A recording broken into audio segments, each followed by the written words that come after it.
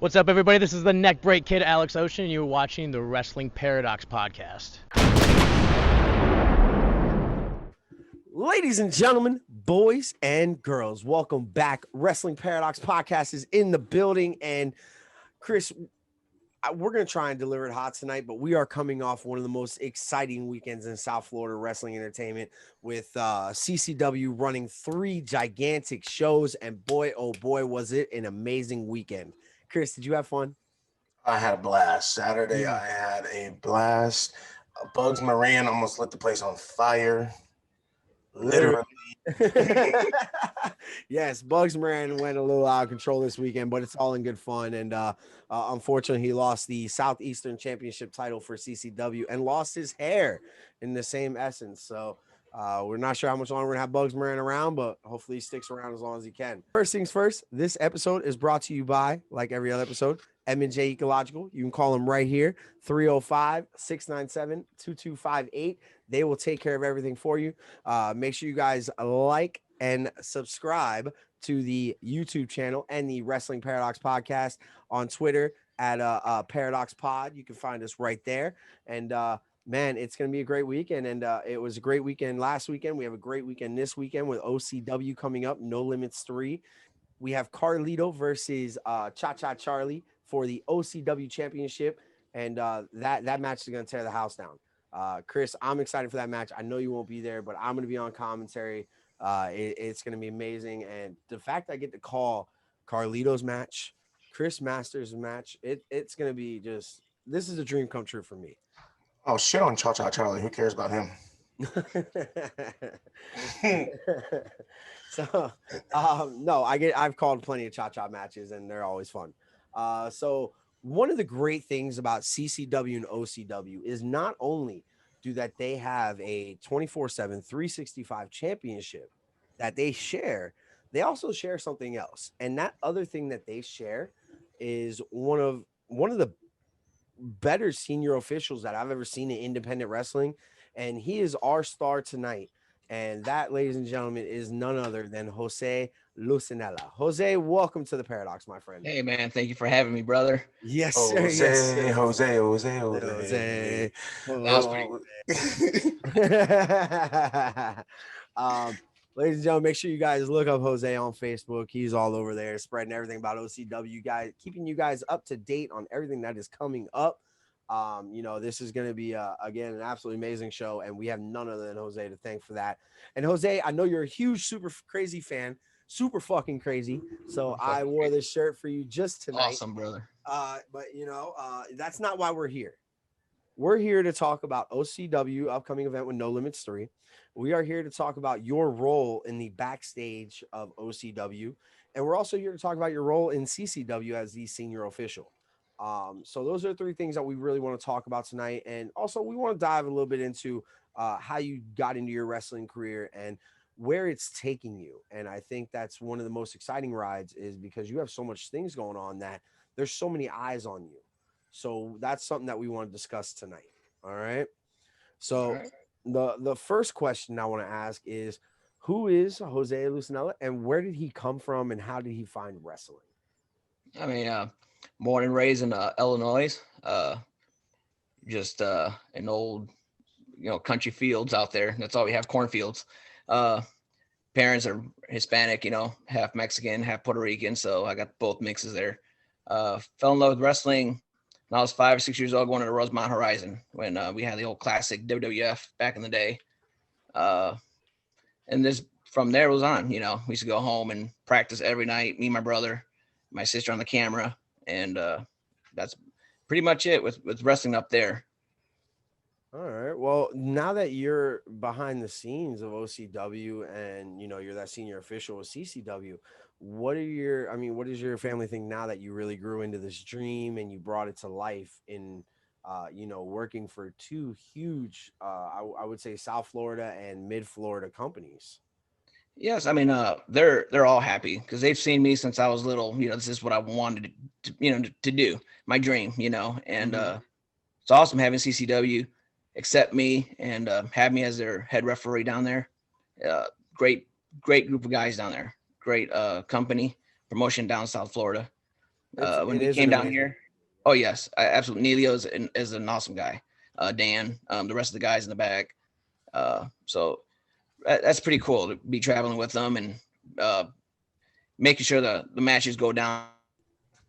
I mean, having CCW to accept me, go down to CCW, ref their matches and all that. It's awesome. Like I said, the Neilio, Dan, everybody in the back room, staff. I mean, everybody's is humbled. It's a family, Awesome. I really appreciate that. That's awesome. That's awesome. Yes, make sure you guys follow CCW on Twitter right here, CCWFL. Oh, my man's even wearing the shirt tonight. I love it. I had an Oreo last night and I outgrew my shirt by like half an inch. So I'm gonna get that back. I don't think one Oreo does it. And one Oreo, I'm like a cheeseburger away from a next bra size up. Chris, I know you are yourself a huge fan of Jose. Just by the way he moves in the ring, he's really got that down packed. Even as a referee, you have to have great footwork. And Jose has that. He's able to stay out of the way of the action, but make sure he's right in the perfect spots to get all the calls correct. Do you have something that you want to ask Jose? Because I feel like you got something. Yes. In there. Yes. Going to your matches and watching you ref the matches and everything like that. What goes through your mind as a referee when you already see a spot coming and you're setting up for the next spot? It just comes to me as I mean, I've wrestled before. I've been doing it for 16 years and put myself as referee. I know what I want from a referee to be at those, specific spots. So when it's a high flying spot out to the outside, I make sure I run out there, check them, make sure they're all right, go back in and start the count. My job here is to making sure that everything goes well, smooth.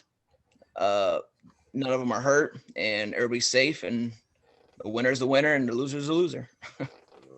We're not going to discuss winners and losers on this podcast. There's only winners around here, and that's OCW and CCW and all the fans that get to Absolutely. This. One thing that I really want to ask you, and this is a game I played with Dr. Eric Christopher, and he's a manager, and I asked him some questions about managers. There's no blindfolds involved in this game. No. And hands stay above the table. Hands stay above But what I want to ask you is, we're gonna play this game. It's kind of like, I'm not gonna do the one word game and association game. I think that's a little out of touch for this right here with this conversation we're gonna have. But I want to discuss the other referees that have always been around you or that you grew up watching, such as the Earl Hebners or the Nick Patricks or the Little Nate. What's Little Nate's name? Mark Robinson. What is it? Isn't it Mark Robinson? Is it Mark? It's a Robinson last name. I know it's Robinson. Yeah, you know what I'm talking about, the little short one. Yeah. Little Nate. I forget his name. Nate. Yeah. He anytime I see him refereeing, I'm like, oh, it's Nature Boy. What were your thoughts on those referees going up? And what I want to ask you is give me a list. And I'm not gonna say top 5, it feels like a lot because not a lot of people know referees, but give me your top 3 all-time favorite referees. And you can't include Bruce Owens because he's everybody's favorite. So give me 3 people outside of Bruce Owens. I love Bruce Owens. He's amazing. I try to chant his name and I get a couple people around me chanting it when he comes out. And he's like, no, save it for them. Well, I mean, like when I started watching wrestling, I remember Earl Hebner was, the main one.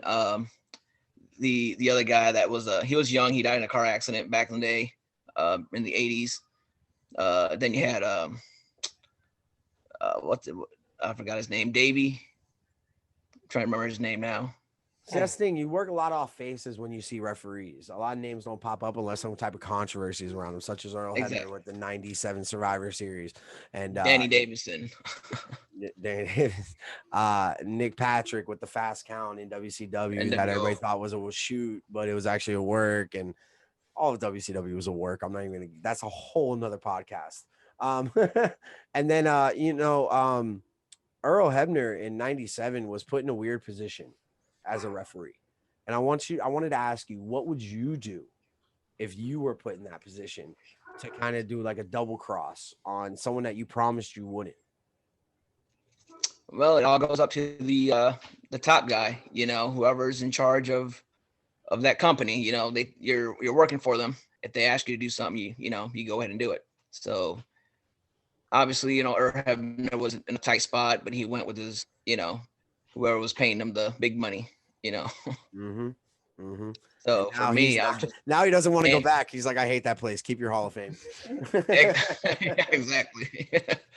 So yeah, basically, I just go with the main guy that tells me, what goes through the whole chain of the board of, so pretty much. And I just thought of it. It's actually Charles Robinson. Charles Robinson. Charles. You looked it up. Little H. You looked it up. No, I didn't. My publicist just texted me. They know what I'm thinking at the same time. It's amazing. So Chris, let me ask you, we're interviewing Jose, but let me ask you, Chris, who are your top 3 referees? I know I'm very weird. Yeah, we know. Jimmy Corderas. Oh, okay. Because Jimmy Corderas, he's what I compare Jose to. They were all over the ring. Like, you never saw Jimmy Corderas like in a down spot. He was just all over the place. Earl Hebner. And my last one is, I can't remember his name, but he was the head referee at ECW. Oh, I thought you were gonna say Teddy Long. No, I think it was, what was his name? I think it was Finnegan. The head referee at ECW? Mm. Yeah, it was something like that. I don't remember. And James Sinclair. And We James love- Sinclair. we Very love nice. Sinclair, yeah. Very nice. Actually, speaking of ECW, little twist for you guys. I'm not gonna tell you who, but in this little vacant area right here, this little vacant area, we have a special guest coming to the Paradox in 2 weeks. In 2 weeks, that episode will be released for you. So you guys make sure to look out for it. And then after that, I got one of the biggest names in the indie scene coming right to the Paradox for you guys. So make sure you tune in for that coming soon. Mm-hmm. Wouldn't you like to know? Well, I will say that next week's podcast, next week's interview, it's probably going to be an incredible interview. A very incredible interview. So back to Jose. So we talked a little bit right there about your CCW upbringings and where you're at with them now. But what I really want to ask you is, how did you locate CCW? A lot of wrestlers can just go on and say, become a wrestler in South Florida. Did you just become a referee in South Florida, or how did that come about? Well, I remember coming into CCW and Pablo Marquez back in 2018 when I started up OCW. They came down. Johnny Walker came down. Met them and all that. And of course, I left around 2019 and started refereeing. So I went to another promotion where I met Vertigo, Akira Rivera, and repped his first match. He loved me. Went down to WXW, started to do shows down there, refereeing for them. And then met Cha-Cha Charlie, and he invited me down to it was a promotion down in Orlando. And that's when I got the name Iron Ref. It was a hot day on August. It was 10 matches, no intermissions, out in the church parking lot. And it started at 2, and I was the only referee that night. So from there, I took care of, that's when I met Neelio, Bill, Agony, Will Austin. I mean, everybody. Yeah. And a couple months later, they called me to come down to CCW. So, and well, I've done that with you. And I not refereeing, obviously, but I've watched you referee about 12 matches in a row. Yes. And this year I was on commentary for all 12 matches. And I can tell you every second, I was like, somebody give me a goddamn beer. And the worst thing is, it wasn't outside, but it was in a warehouse with no ventilation, no airflow. But that still was much better than outside on August. But I can tell you, after that was all said and done, I won't tell you what event it was for, anything, because the time's coming soon by CCW. You like that? CCW will be releasing those episodes soon, and it was an amazing time. And at the very end of it, Jose collapsed in the ring. He was done for the day. But no, it was great. Moving into OCW, that's kind of where I want to touch base now, because you're more than a referee at OCW. You're a backstage personality with OCW. You control a lot of what goes into that ring. not saying you own it or anything like that, but you control a lot of what goes into that ring and what gets put on their television or on their YouTube shows. So how does that transition work for you? Where do you find the time to go, okay, I'm gonna go referee this match, and then I have to go back here and make sure these people are happy? Yeah, it's a hassle, and that's why for now we run every 2 months so I can get the ball rolling and do what I got to do all the referee jobs, you know. Mhm. But once it comes down to like the prior the months towards the show that we have, it's a lot of work. It's a lot of work from promoting and making sure everything's going to plan, backstage, running it and everything. Like I say, on some of the things that I say sometimes on as a guy named Armando Castillo will say that you'll see the power, the power that he's got. So you'll later see what Armando Castillo has, in store. Can't wait to see it. Can't wait to see it. But You yeah, and that Armando guy look really alike. I thought he was your brother at first. Oh, it's my twin. Yeah. We never see them in the same area. Exactly. It's weird. Absolutely. Well, you never see my me gosh, and that's Bam what it Bam in the is. same area, so Joe, that's what it is. It's the Hebner switcheroo. yeah, the old switcheroo. Earl Hebner and what was the other one? James Hebner or some shit. Yeah. Earl and Hank.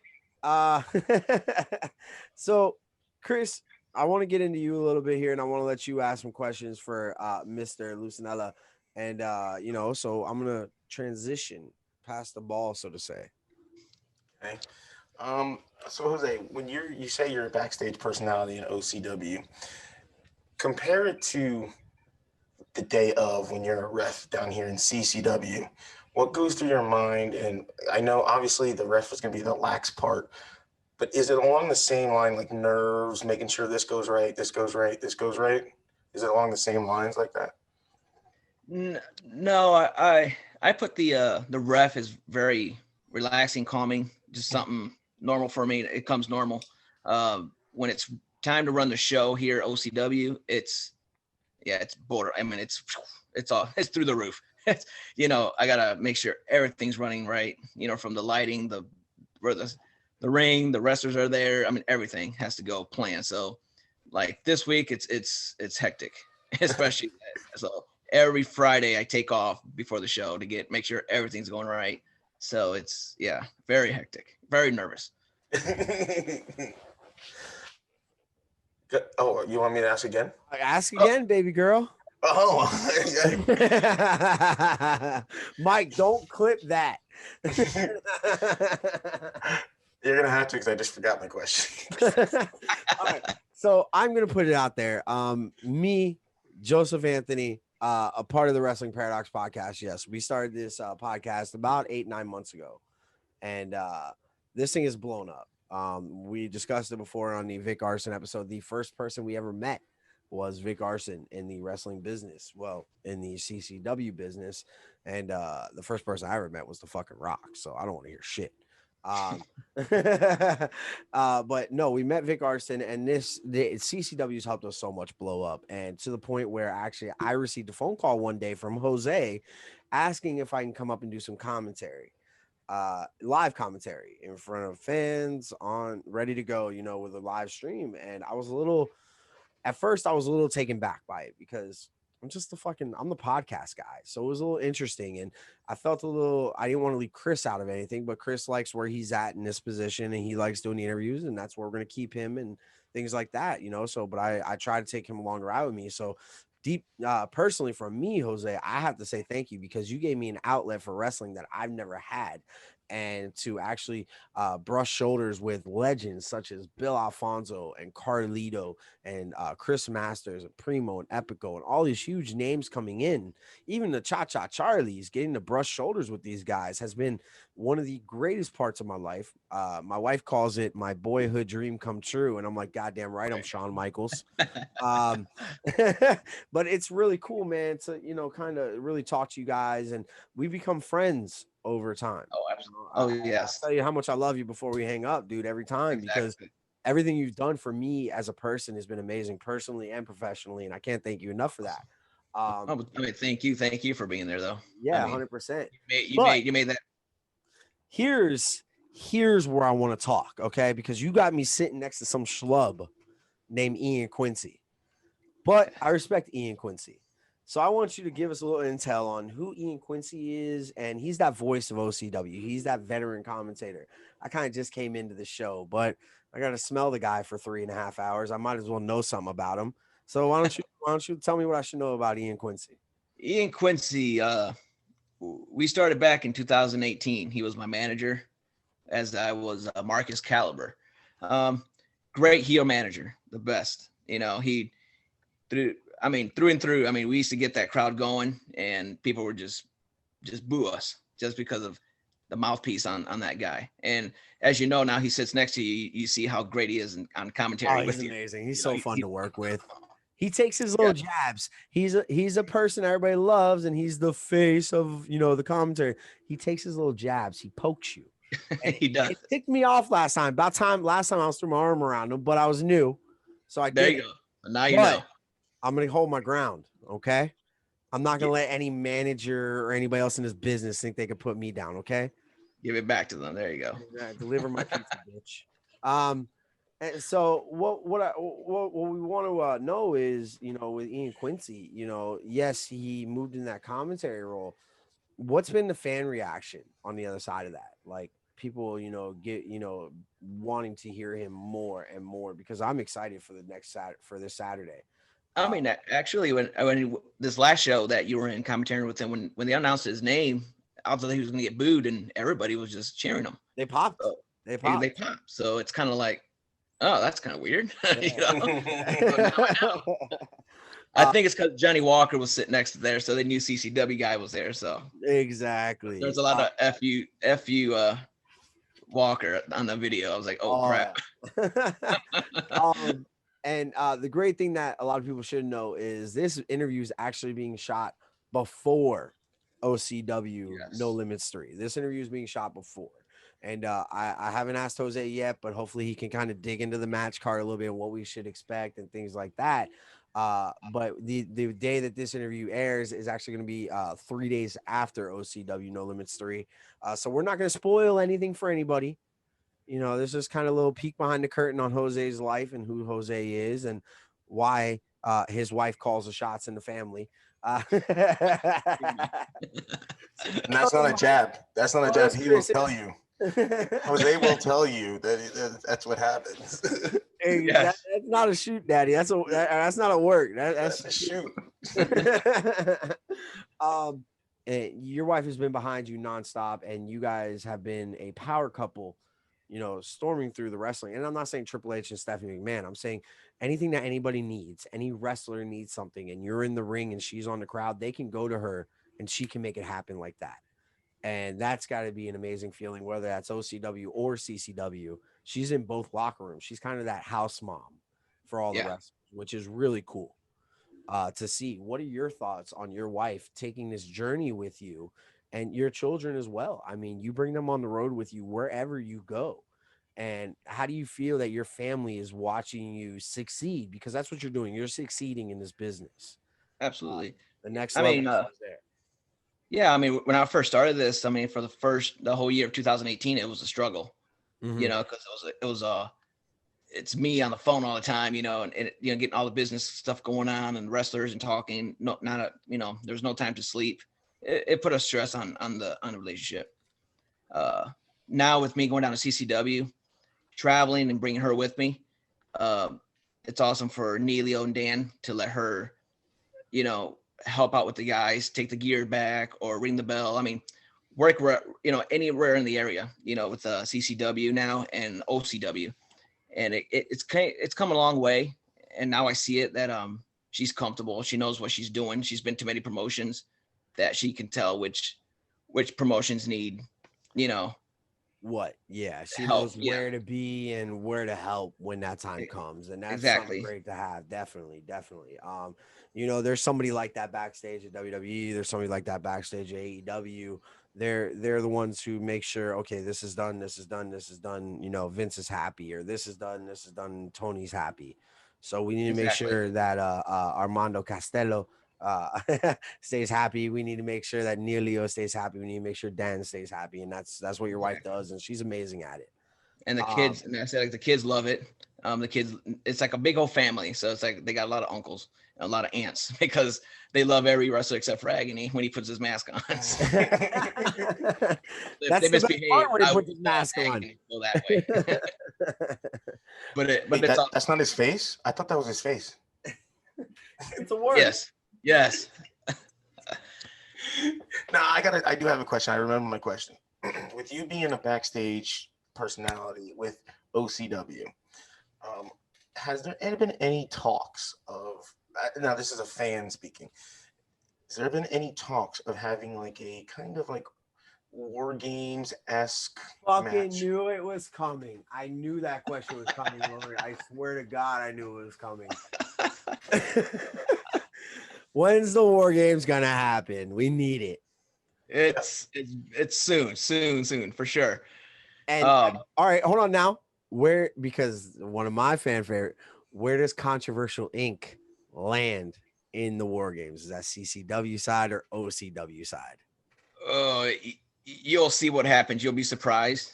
I mean, you'll be really surprised on what's going to happen on that part. Fucking kayfabe us. Fucking kayfabe us. It's gonna be awesome. Right now, we're doing the, CCW's coming to OCW. We're still getting invaded by the Walkers and the Apollos and the Will Austins and stuff. Hey, that's my friend. You don't talk about my friend. He's getting a little bit rough there when I referee, so I might have to super kick him one of these days. Oh shit! I did see Earl Hobner throw a chop one day. One thing, we did have some emailers email in some questions because they were excited. They knew you were coming on, things like that. And one of the questions that they emailed to us, I can't wait for this, by the way. I have it here. The question is from anonymous email as well. These are generated. These are picked by a generator. I don't pick the questions. It's the Raw general manager is emailing you right now. Yeah. It's Hornswoggle. No, the question is, Jose, is who is the best unsigned wrestler in indie wrestling right now, and why is it Will Austin? Why is it Will Austin? That's what the question says. I'm just reading the question. You can blame this guy. Why is it Will Austin? Will Austin? Is he the best unsigned wrestler in your eyes right now? I don't know. There's plenty out there that I've seen. You got Will Austin. I mean, Sebastian Cage is a hell of a wrestler. The list goes on. If Botavian can stay healthy, Botavian could be. Yes. He's got the build. He's got the body. He's got the athleticism. He's just getting back into it.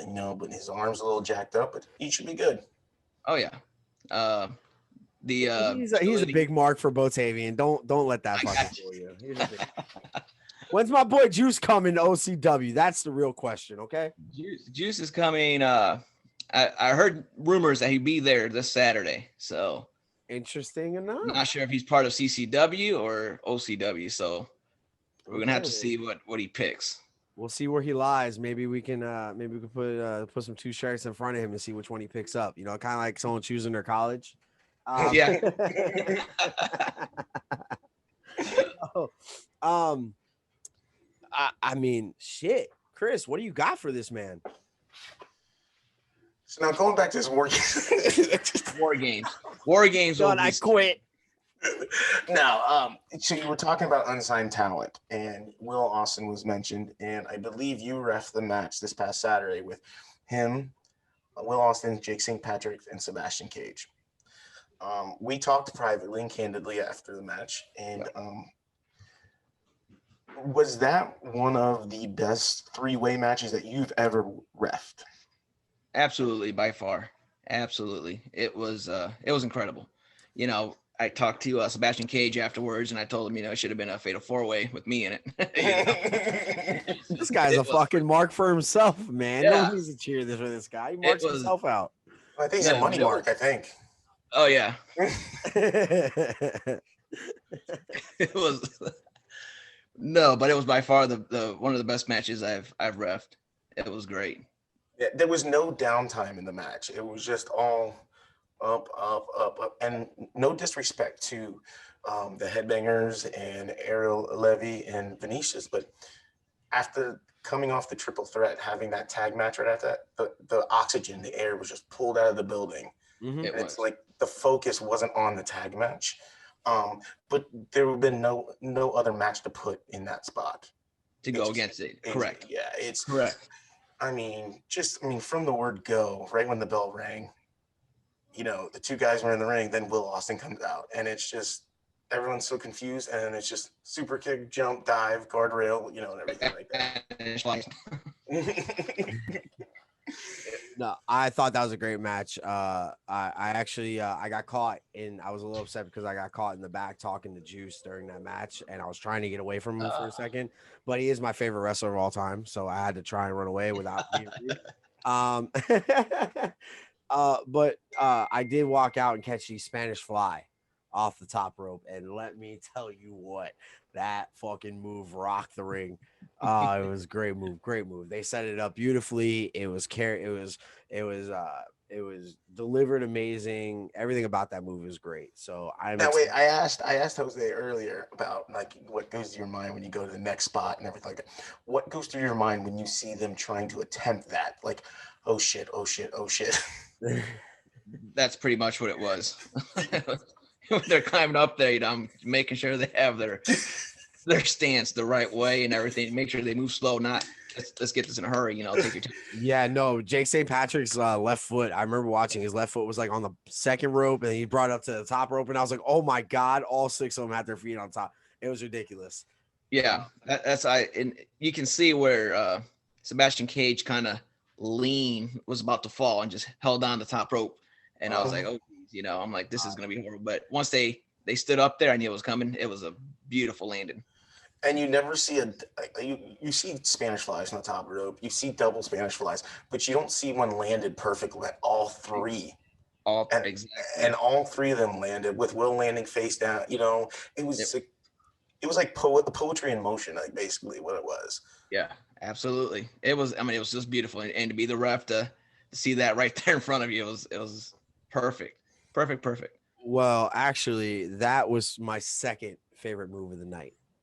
What definitely was my second. My favorite move of the night. Oh yes, came from a wrestler out of Chicago, and I will drop his Twitter handle for him, Mr. James Creed. You can follow him right there on Twitter. And I'll make sure to get the link up for you guys on that as well. James Creed is out of Chicago. We met him at the Brian Cage seminar in Nashville. And let me tell you something, this kid dropped the cleanest elbow I've ever seen. I mean, he up midair, popped it at perfect motion. It was just beautiful. Absolutely beautiful. So I have to give him a big applause on that. But for such a basic top rope move to get me to pop like that, I turn to Joe and I go, that was the cleanest elbow drop I've seen in a very long time. It was very Shawn Michaels-esque. Yeah, he floated and then last second threw the elbow down. It was so clean. And for him to get humble about it, Joe went back and told him, hey, and after the show, he came up to me and said, thank you so much. That means a lot, blah, blah, blah. I'm like, hey, man, I'm just a podcaster / fan. Like, I'm just giving you your props. But that was really good. A great move. He actually sent us the video, and it was pure amazing to watch it. So Jose, we are coming to the end. But before we come to the end of this interview, I have a couple questions to ask you. First things first, I want to ask you, what are your thoughts on your team right now, which is Bruce Owens, Amy, and Ref Costa? They're all great. Bruce, the veteran, Amy and Costa, they're amazing, talented kids, and all four of us working for CCW and helping out and doing these matches. They're doing phenomenal. They're doing. Costa's really coming into his own, and I remember when Costa first started reffing, he was a little intimidated by the big guys, but now he's getting right in their face, and he's like there, doing everything he needs to do to be like, no, you get this foreign object out of the ring or this or that. You don't take that shit no more. So I give Costa a lot of credit for that. I actually went up to him at the event this past weekend, and I congratulated. I said, man, you're really becoming something special to watch in the ring, because a match can be ruined by a bad referee. Absolutely. I truly feel that. I truly feel a match can be ruined by a bad referee. it has to be a dance in there with all three of you to know where a referee needs to be, where the talent needs to be, things like that. So I personally don't think referees get all the credit that they deserve, kind of like Farouk with the Rock's career. He didn't get the credit. Referees don't get that credit either. You know, so that's really, I'm gonna make a shirt that says give Farouk his fucking credit. That's another story, another podcast. Too many letters. Yeah. Fine, Farouk deserves it. There you go. But no, and then the second question I wanted to ask you, and then we're gonna carry it out from here. If you had actually, Chris, be my guest. If you had 2 contracts that you can referee for, I mean, 3 contracts: NXT, Raw, and AEW. Same dates, same pay, same over across the board. Where would you pick? Dang. Now, mind you, Sebastian Cage's answer last week was longevity. He picks longevity. So that was open for interpretation. You can answer it however you please. You are not forced to answer anything. Actually, I mean, AEW, basically. You know. Really? Great product. I mean, it reminds me kind of the indie scenes right now, you know. Okay. So, I mean, phenomenal wrestlers too, talented wrestlers that actually can do more than what you go to another company you can't do, you know. So they're putting it all out there. Nice. Yeah, I love how they bring in people like Warhorse and like I didn't know much of Warhorse before I saw him on TNT. Chris messaged me like, "Oh my God, Warhorse on TNT." I'm like, "Who the fuck is that?" And then I went and watched him, and it exposed me to Warhorse, and I loved him. And you know, he rules ass, which is great because I ruled ass in college, but I don't think it means the same thing. Ass ruler, that was the name they gave me.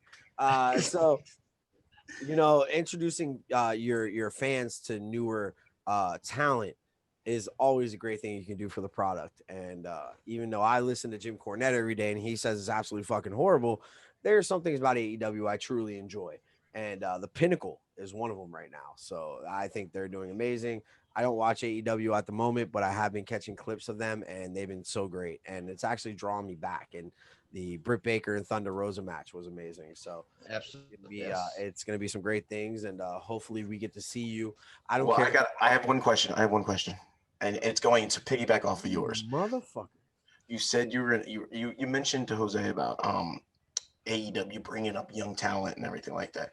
Let's circle back to OCW. With you being a backstage talent, who is the young talent in OCW? Granted, you bring in the superstars, the veterans, and everything like that. But who's a young talent in OCW that you want to put over and you see a future, in the wrestling industry? That would be Apollo Jr. He's a great freaking worker. Met him back years before we did our No Limits 2. He had a match against D3 and some Prentigo, and from there I was like, this kid has potential. And I mean, when I seen all his videos, yeah, he's been around, so great guy. Well, he's got a great upbringing. His dad was in TNA, and everything like that. So he has the knowledge of the wrestling game, and the wrestling industry, and everything like that. So, yeah, I'm like meticulous when it comes to I love storyline matches, and I like insight behind like referees, backstage talent, and wrestlers, like who they see coming up for the future, who's going to take their spot when they're gone. Exactly, absolutely. Well, ladies and gentlemen, this has been absolutely amazing night tonight. We tried to book Armando Castillo. I can get Jose Lucenella, and that's the best I could do. I'm sorry, this guy charges enough as it is. I can get him. I could probably get him one day for you. I hope so. Jose, it's been amazing talking to you. Thank you so much for coming on the show. I'm sure we will talk again. Oh, yeah, definitely. After this, you're gonna ask me a million times over how it was, and I'm gonna tell you it was amazing. And you did great, man. So we appreciate you coming on. But for right now, you get 60 seconds to tell everybody why OCW No Limits 3 is gonna be the greatest fucking show they've ever seen. Tell everybody why you are the best ref they've ever fucking seen. And tell them why you were so happy to be here on the Paradox. All yours, sir. Well, all I'm going to say, it's just a stat card. That's right. For March 27th. So I'm just happy. It's our 3rd year anniversary, so it's gonna be amazing. For refereeing, I mean, it's just me. It's just me. You know, it's just helping out any company that's around in Florida. You know, I love that job refereeing and stuff. And but when it comes down to OCW and CCW, I love them both. And being on the Paradox here, thank you for having me. First podcast, love it, and I thank you and Chris. Awesome. Out of my heart. So yes, sir. Awesome. Appreciate you coming on. Hey, Chris, the only fucking thing that you say is something stupid, okay? Something stupid.